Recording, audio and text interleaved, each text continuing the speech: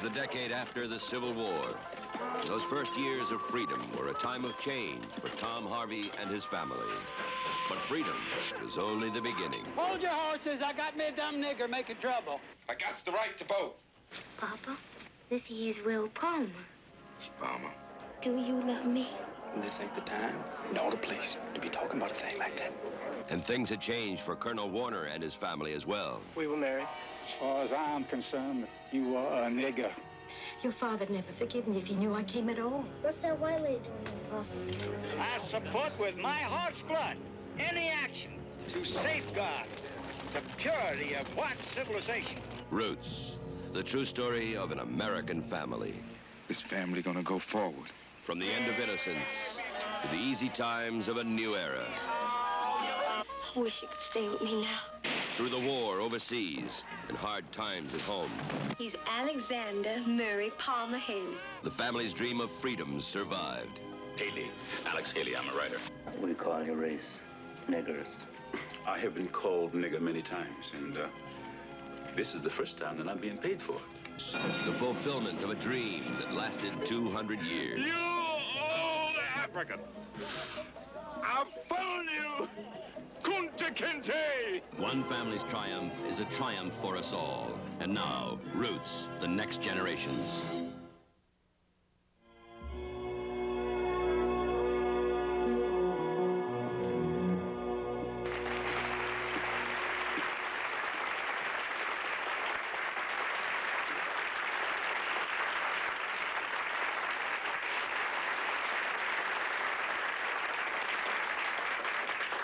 Assalamu alaikum, peace be unto you. And unto you be peace. Come on, get your hand out of my pocket. Hey, brother, I ain't in your pocket, brother. Yeah, come on, yeah. All right, brothers, break it up. Don't take me for no chump. I don't know what you're talking about, Break it up. Just stay away from me, man.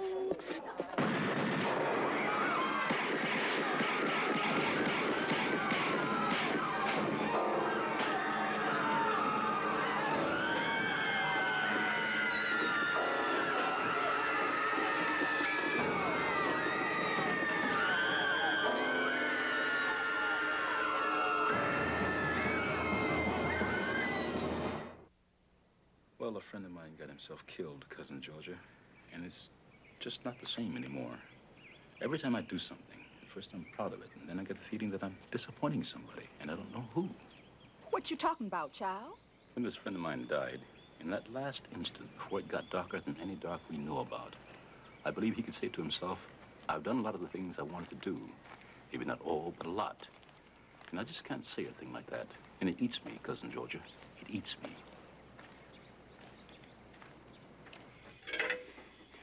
What you say your friend's name was, Alex?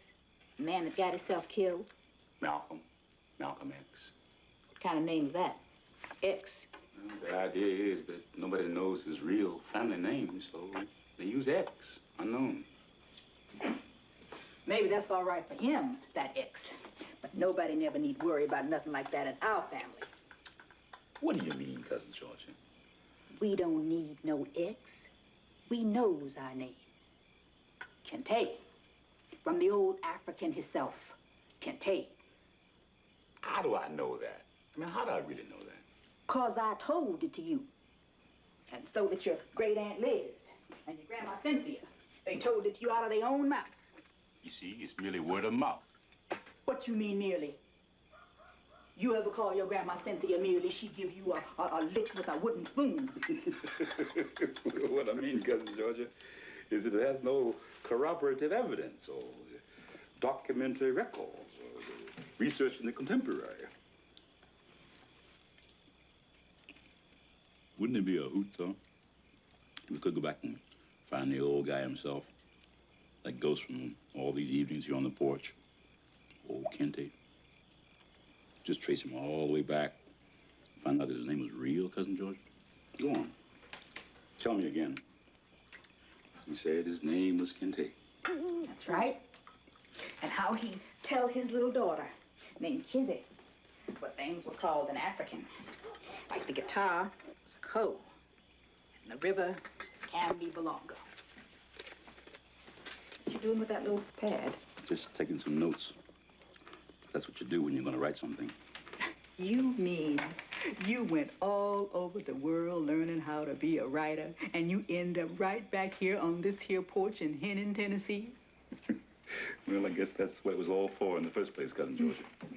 Was there any part of the story that you didn't tell so often? Any details? Now, you remember about how the African went out into the woods to cut down a tree to make himself a drum. That's when them slavers catched him. Right, I remember that. Were there any other names, people or places you remember? Of course, he landed in Annapolis. You know that. He was owned by a Reynolds. Reynolds? I never heard that before. You sure? Of course I'm sure. Now, how about before they came to Henning?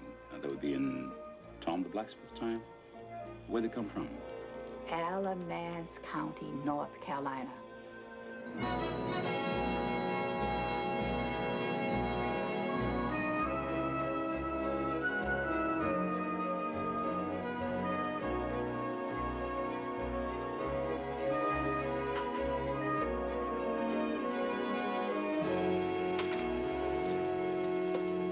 Find anything?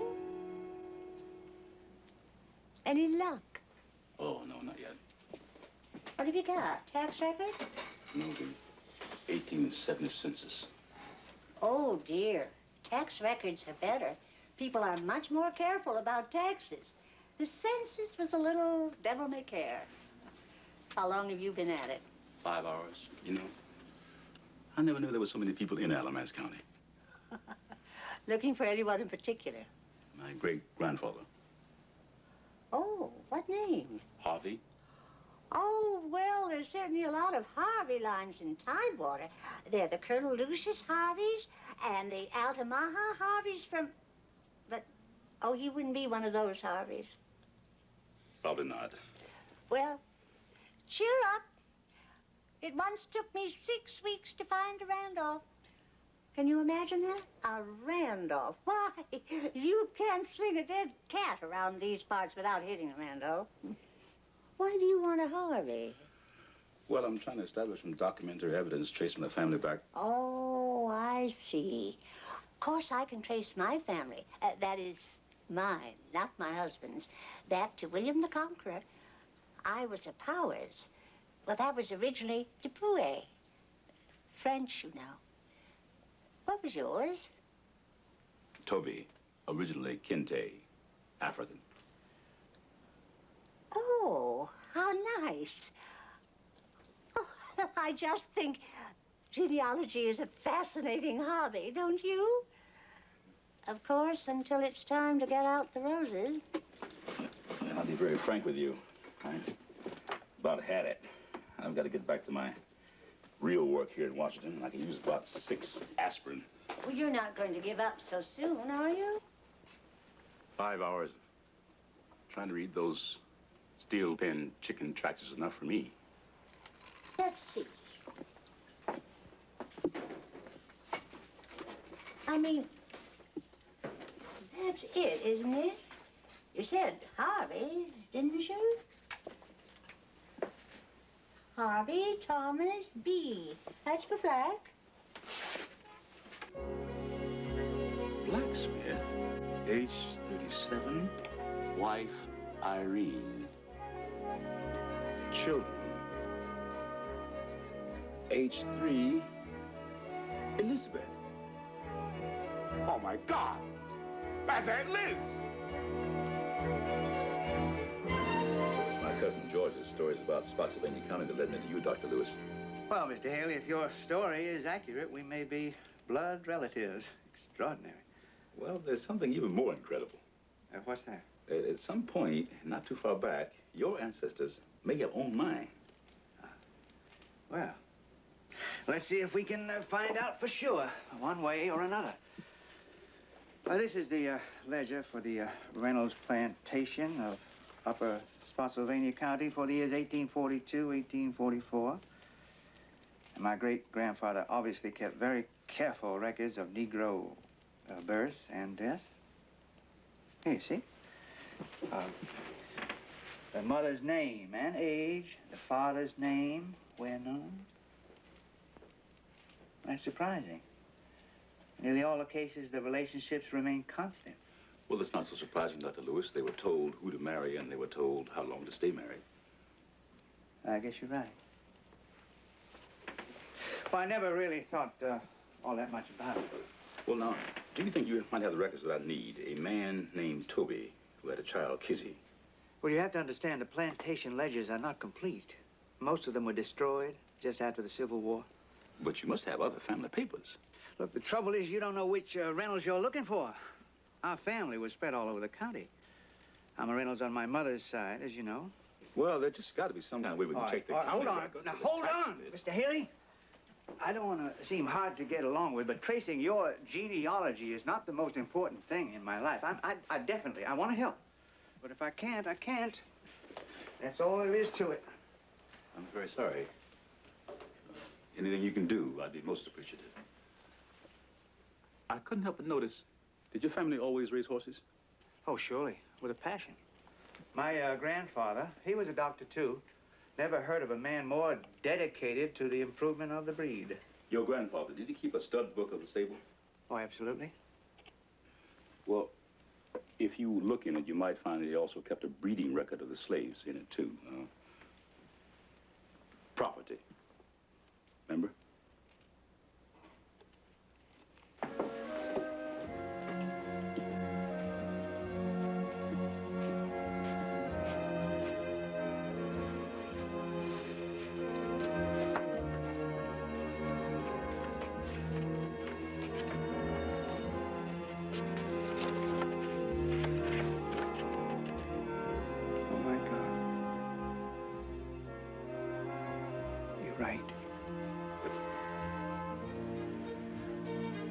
I have to go to Annapolis. I have reason to believe that my ancestors landed there, so if you could just contact the rest of your family and ask them to check the records that they have. Yeah, of course, I will. I'm sorry. No need. You did nothing wrong. I really had no idea. Well, very few people do, Dr. Lewis, and I intend to change all that. We'd really like to help you, Mr. Haley. And we have the records that can help you, but you just do not have sufficient information. Well, I've told you everything I know, every little shred. I know, but you're talking about more than a 50-year span of time. Roughly 1740 through 1810. Do you have any idea how many vessels cleared this port? Not to mention the considerable number that went into the coves up the coast to avoid customs duties. Well, isn't there any way we can check the slave ship manifests or the bills of sale? I would say roughly over that time, over 100,000 Negroes were landed. We desperately need a clue, a place to start. What year, what ship, what owner, what was the captain's name? At this moment, all I know is that he landed in Annapolis. The truth is, Mr. Haley, Africa's a mighty big place, and the Atlantic's a mighty big ocean. There isn't any way in the world you can find what you're looking for here. There's got to be. Good luck.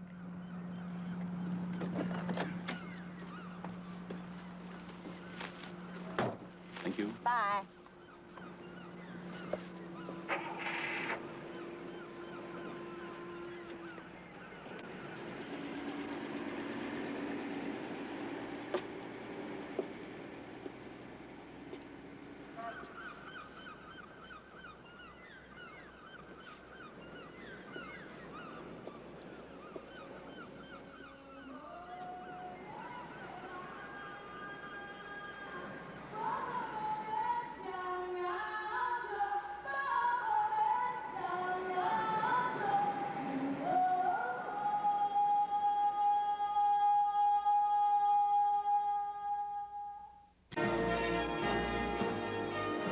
Thanks for meeting me here, Paul.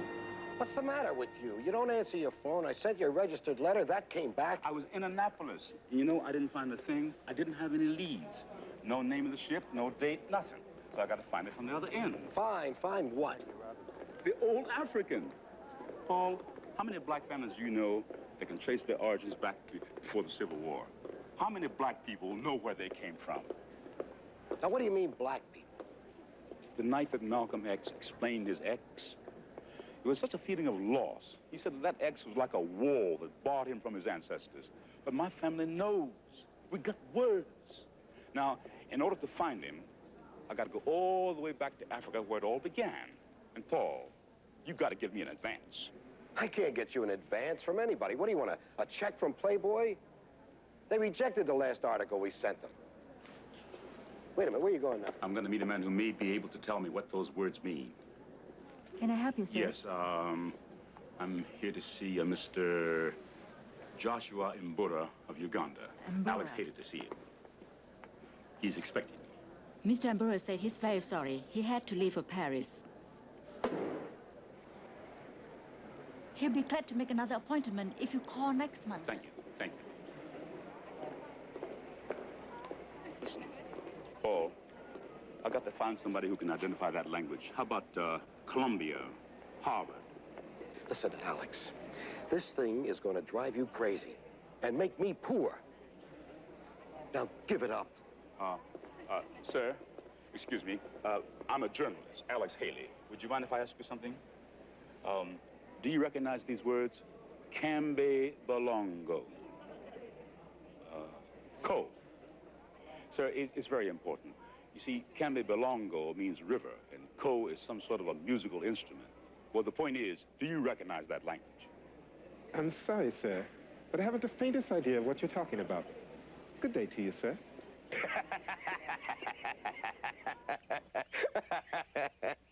Well, I tell you, if you like to follow those kind of long shots, I definitely want to play poker with you sometime. That UN delegate must have thought I was crazy. When you first wrote to me, I thought we would discuss this matter by letter, methodically, like scholars. I didn't expect to find you on my doorstep in Wisconsin. And your letter said that you might be able to help. I just got on the plane. Well, I gave you everything I had to go on. And to tell you the truth, Dr. Mancini, you're the last hope I got. Well, Mr. Haley, it happens that the oral transmitting of history happens to be my particular interest. For instance, the American Indian handed down their clan and national histories only in that way, orally. This is a Maori talking chief from New Zealand. He can trace royal ancestries back 100 generations by memorized chants over and over. It's beautiful. Of course, there is a tradition which we don't think of as oral, but which existed for 1,000 years, by word of mouth only, until it was finally reduced to writing in King David's time. The Bible. And these oral histories are surprisingly accurate. But, Doctor, in your letter, you gave me no answer, and you still haven't. Can you identify the African words I gave you? That word you told me, that means guitar. Ko. No wonder your friend at the UN had trouble. Your African has a rather pronounced Tennessee accent. Ko, not go. Ko. Ko. I show you.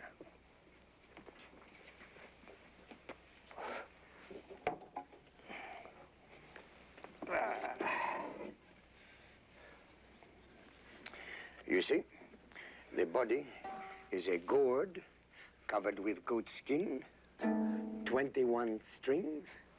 This is called kora. Kora. It is the oldest string instrument in the Mandingo tribe. You see, you hold here, and here, and you play with the thumbs. Kora. This could be the ko mentioned in your oral tradition. The last syllable would drop away under the influence of the plantation Creole. No, Doctor, what about the other word, the word for river? Cambe Balongo. The words seem to be in Mandinka, the language of the Mandingo tribe. Bolongo means river. So you see, your old ladies were quite accurate. And Gambi, well, that is a little more speculative, but I think it is a fair inference that the word could well mean Gambia. Gambia. Now, I show you the west coast of Africa. You see now. Over here, Senegal, the estuary where the Gambia River runs to the sea. It is entirely possible, Mr. Haley, that your ancestor, the African, came from here. Gambia. I will give you first refusal for any articles I write. Of course, exclusive. All I need is an advance to cover the expenses. Well, that's the whole point. I can't do it from here. I've got to go to Africa. Murray, it could be one whale of an idea. Well, yes, I know I promised you the interviews with Sammy Davis Jr., but I got involved with this thing. Well, that's a hell of an attitude. Okay, all right, forget it. Forget the whole thing. Have you got a clean glass anywhere? Alex, are you in some kind of trouble? Yeah, you're a lawyer. You handle that. This is an eviction notice. How did that happen? Well, George, I think it comes from not paying the rent. All right, all right. How much do you need? $2,000. For this place? The airplane ticket to Africa and the expenses. George, I spent 6 weeks chasing all over Virginia for a bill of sale for a man called Toby. Well, there are Tobys all over Spotsylvania County, so I just can't be sure. So I've got to trace him all the way across to Africa, to Gambia, where... Hello? Yes, this is Alex Haley speaking. Yes, I'm ready. Yeah, hello? Sister Willada? This is Alex Haley, Bertha's boy, Alex. Speak up, because you talking long distance and I got the arteries. Bertha Palmer's boy. Cynthia Palmer was my grandma. Are you calling Sister Willada in Henning? Do you remember me, Sister Willada? Good. Sister Willada, I am in very big trouble. I need your help because there's just nobody else I can turn to. Now, you have always been a mighty powerful prayer. And I was wondering, are you still praying? Oh, child, I be praying till they put me in my grave. And they best be careful about that first shovelful, because my mouth be still open. Sister Willada, I am sending you a check for $100, and it'll be in the mail. And I want you to pray for me, for what I got to do. Can you do that? Now, don't you worry. You hear? Now, you just hang up, son, because I'm going to start praying right now. Woo! 20 minutes ago, I swear, it ranked with the parting of the Red Sea and the fall of Jericho. Hallelujah, Sister Willada, I can go. It is all clear. It is all set. I can go. Where? What do you mean, where? How can you say where? Where else would I be going? What have I been breaking my head trying to set up? How would I know, Alex? Africa! Africa! The River Gambia! I tell you, it's spooky. Last night, Sister Willada began to pull on the Lord's coattail. And this morning, the Reader's Digest called and said they'd pay all expenses for the trip as an advance. And the Lord then reached down his hand. Even on to Pleasantville, New York. Do you believe that? Woo. You know, I'm not knocking it. I wouldn't be surprised. You know, when I first started on this thing, Cousin Georgia said, child, they're all sitting up there watching you. So you do what you got to do. And you know, the first thing I've done that hasn't felt like taking some dumb test at school, and I don't care who approves, I am going to do what I am going to do. If you would find yourself, you must first lose yourself. Oh, who is that? Freud? I think it's Jesus.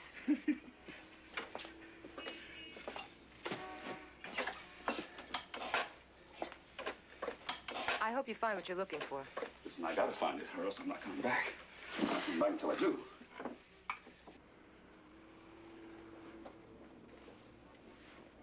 Alex, get your head out of the closet. I am saying goodbye. Not now. Come with me to the airport. I'm flying in JFK with a car on Thursday at 11 a.m. I didn't say bon voyage. I said goodbye. Well, I prefer bon voyage. I think a lot of it was my fault. I was too anxious about my PhD. Well, I've got it now, and...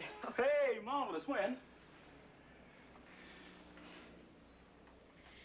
I defended my dissertation 6 weeks ago. Oh, I didn't know. Yes, you did.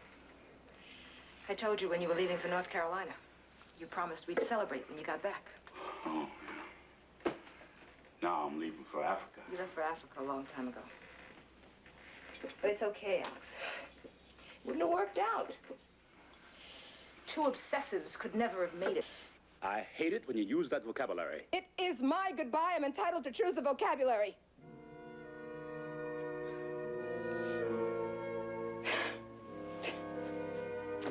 See, the trouble with us, Alex, is that contrary to the stereotype, we have no rhythm. Not together. Our timing is off. I am home with my PhD, and you're off chasing whatever in Africa. Listen, when I get home... You're going home, Alex. That's what you've been looking for. It's what you've always been looking for. Goodbye, Alex. I prefer bon voyage. And give my love to the old African.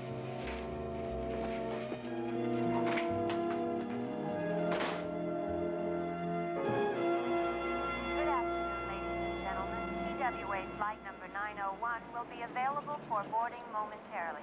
At this time, any passengers requiring That's your plane. Take it easy, Dad.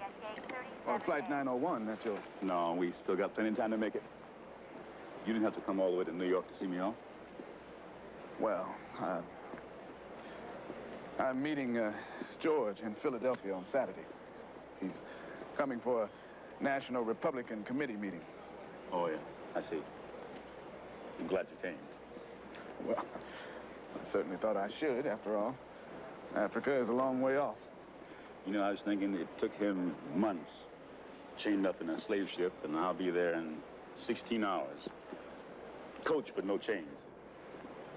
Yes, we have come a long way. Yeah, I guess we have. Dad, do you still think about how I didn't go back to college like you wanted me to? Well, that was a long time ago, Alex. But you were disappointed, weren't you?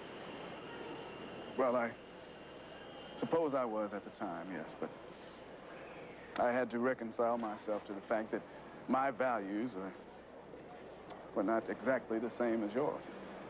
You see, I was so busy running away from you, trying to be free, I never made it. Never was. I guess the only reason I never showed you anything I wrote, I thought you'd look at it and say inadequate. No, I never criticized your work, Alex. Didn't know you read any of it. Oh, yes. Yes, a great deal of it. Well, I read that. I borrowed it from the college library. Kept it overdue 4 days. Well? Well, what? Well, what did you think of it? Of course, I cannot condone his attack on Christianity. I've always accepted Jesus as my savior, and I'm sorry for anyone who doesn't. Dad, what did you think of it? Well, I kept thinking it was such a heavy book. Of course, it was in hardcover, but there must have been so much work, scholarship put into it. Well, it was almost like a thesis. A PhD dissertation. Ladies and gentlemen, TWA flight number 901 for this Alex, car is now available. you're going to be late. I want to give you this. But I just told you, I read it. I know.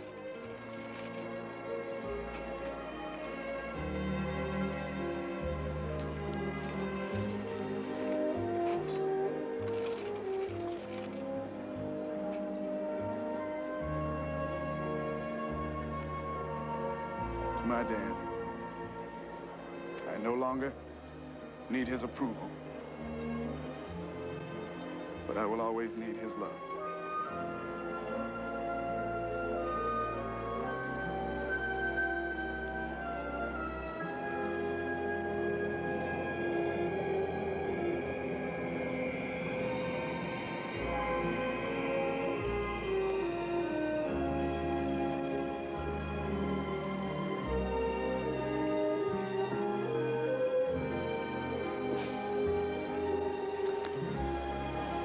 Flight. Thank you. Have a nice flight.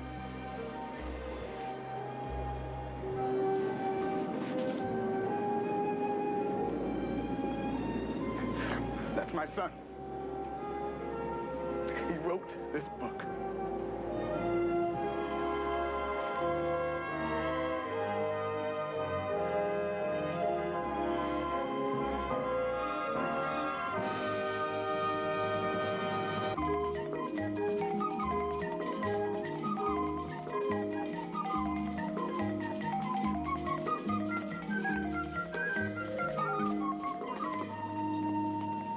I sympathize with your pious desires to find the trace of your distant ancestors.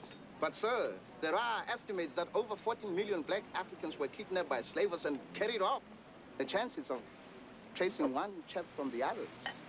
But if I know the language that he spoke and his name... What name? His African name. I don't believe I heard that. Did not tell that? No, sir, I don't believe you did. When his first master called him Toby, but he said that his name was Kente? No, sir. Kente? You sure of that, sir? Kinte? It's passed on that way for 200 years. Kente. Of course, you should have said that at first. Kinte would have been the clan or family name. He's heard it? He knows that name? The old villages in the back countries are often named for the family that founded it centuries ago. That is quite true, sir. There are many of them upriver. Well, can I go there? Can I find the records of the births and the deaths? Ni dundon ak ni deewon. Ah, xam nga ne loolu daal yomb.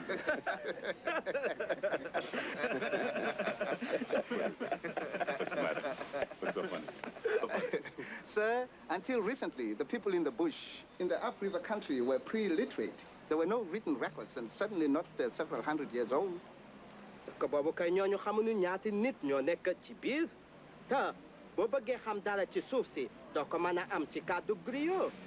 Even today, we find difficulty with the census. We can hardly collect taxes on the words of a griot. A griot. Now, what do you mean by that? What's a griot? In these backcountry clans, there are old men, griots, who spend their lives remembering their histories and genealogies of their families. Or like Grandma and Aunt Liz. Oral history, you mean? Yes, sir. Well, I got to talk to him. Now, how soon can I see him? Who knows? There are no telephone lines. Perhaps we'd ask the district police to inquire. And in time, there might be some information. My funds are quite limited, sir. How much time? 6 weeks, perhaps 8. And that, sir, is in the hands of God. Inshallah. But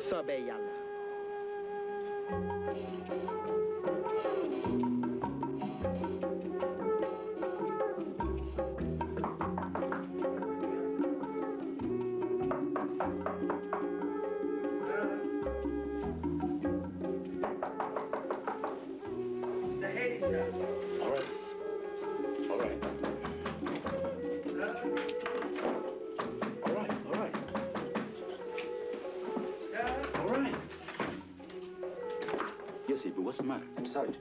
I'm sorry to be so unceremonious, sir, but it's 3 o'clock in the morning. Yes, sir, and we must hurry, sir. The postal service line already departs at 4:30. What do you mean? We've got to be at the second crossing by noon tomorrow to catch the launch upriver. Wait a minute, what's going on? Where are we going? Sir, it's most unusual. The district nurse came down with a fever and was flown in by plane. The pilot mentioned that the old man is in Jufre. Old man? The griot. Keba Kanja Fofana. The griot of the Kinte line is in Jufre now. Hurry, sir. The driver of the postal Land Rover is very fastidious. He will not wait. I'll be ready in 5 minutes. Yes, sir. Still there? You still breathe.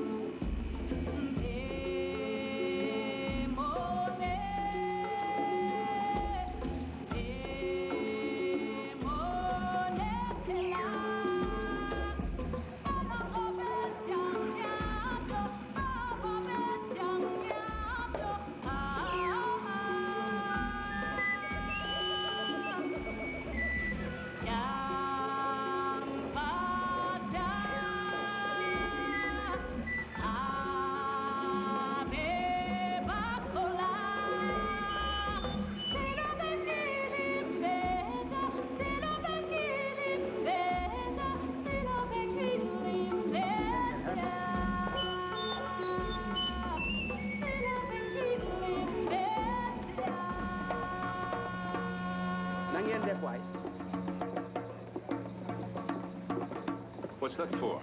He's announcing your arrival. You'll be passed along from one village to the next.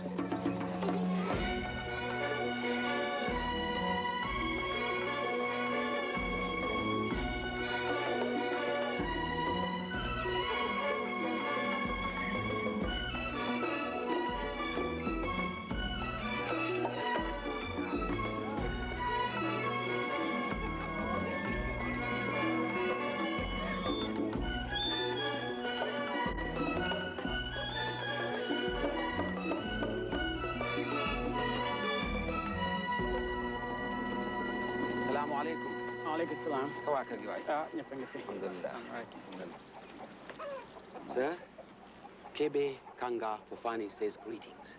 Tell him greetings. Tell him I've come to hear the history of the Kinte clan because I have an ancestor who said that his name was Kinte. I think he already knows, sir. The whole village knows. Our forefathers have told us that many of our people are in exile, away from our homes, in that place called America.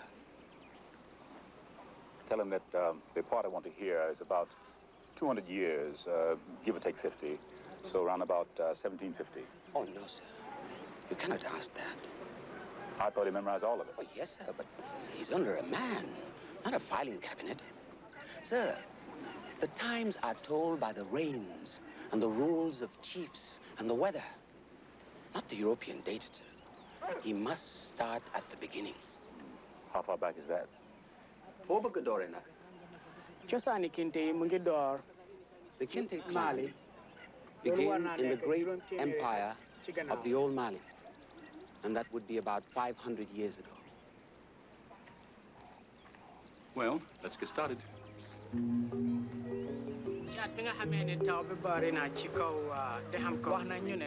the big water on the upper river, Kamaru, our Kinte, left the Malik land and traveled to the village of the silverfish. And when he had 25 reigns, he married Balta, the daughter of Manin, and their children were Yaya, Bautu, and Fanta. The country did not have grass. Karibao Kinte went to the Gambia and lived in a village called Javaya. And when he had 31 reigns, he married a woman called Baya, and they had a son. Omari, Bota, Lanu, Ak Omaya. He married a woman called Yisa. In the year that we had 2 rains and the hunger, he went to a village called Jaffa Kinte. Yisa begot him a son called Omaru. It's been hours. How far are we? I don't know. When he had 30 reigns, he married Binta Keba, who gave him 4 sons. And they were named Kunta, Lamin, Swadu, and Madi.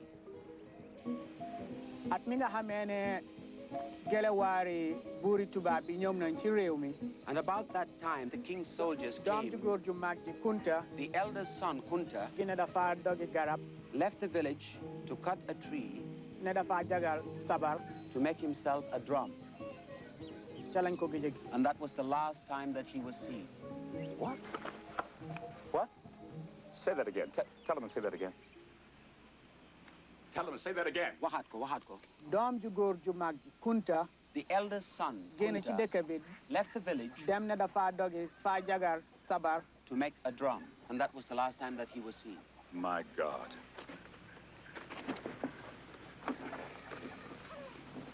Again. Wahatiko. The eldest son, Kunta, left the village to cut a tree to make himself a drum. And that was the last time that he was seen. And he say, He was out in the woods, not far from his village, cutting down a tree to make himself a drum. dafa demoon ca àll ba pour dogi garab pour def sabar. ba tey musuñu koo gis. That's when the slavers caught him, and he'll never see his mama and his papa again in his whole life. You old African! I found you! Kunta Kinte! I found you! I found you! I found you! Yow African bi Kunta Kinte gis naa la gis naa la. nañ sant yàlla ne kenn ci ñun koo xam ne.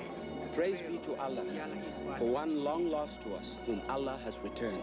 Welcome, son of Kinte. Welcome to your village.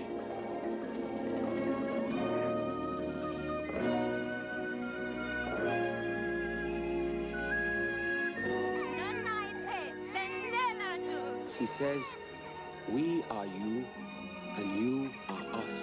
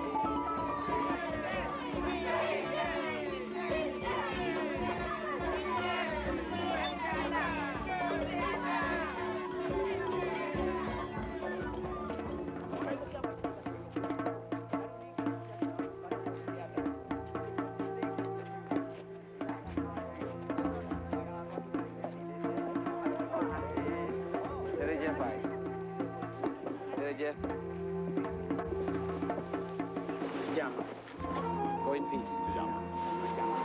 Sëriñ bi jàmm ak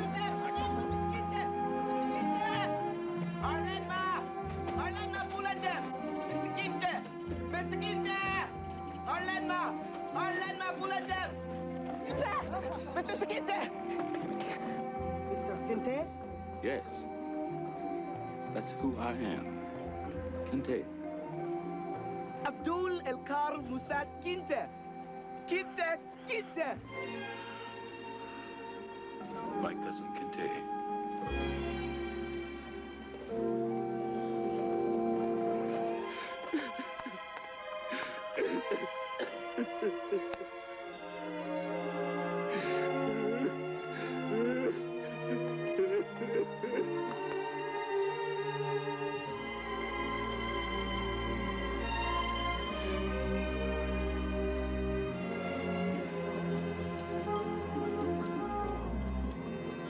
Salam alaikum, Mr. Kinte.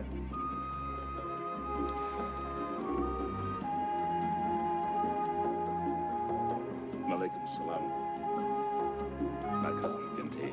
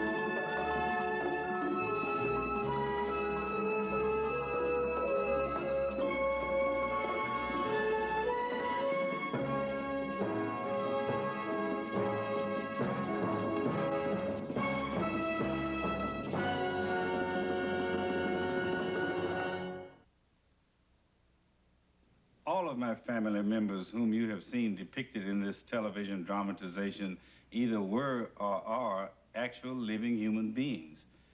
We were deeply moved to see the book and film of Roots become perceived worldwide as synonymous with family.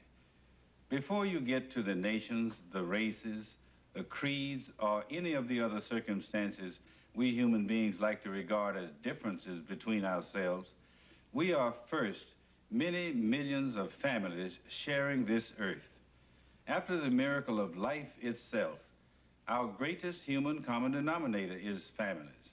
I feel that's why Roots touched a universal human pulse. If I seek what's recommended to us by this global response to Roots, I find two simple acts which can only help strengthen families. We should interview our family's oldest members. Ask them, please tell us all their memories hold about those relatives who lived before us. Often we'll exclaim later, why didn't you tell us this before? And they'll say, nobody ever asked me. After learning all you can from all sources you can, make a written record of your family's history. And next, periodically, we should hold family reunions. Their message is powerful to all who attend them, especially to a family's younger members. What's conveyed to youth is, you belong to a family which obviously cares about itself, which takes pride in itself, and which rightly expects you to contribute to your family's reasons for pride. Roots couldn't serve a greater purpose than to increase our awareness as individuals, as societies, as nations, that our first source of strength is our families. And thank you from the family of Kunta Kinte.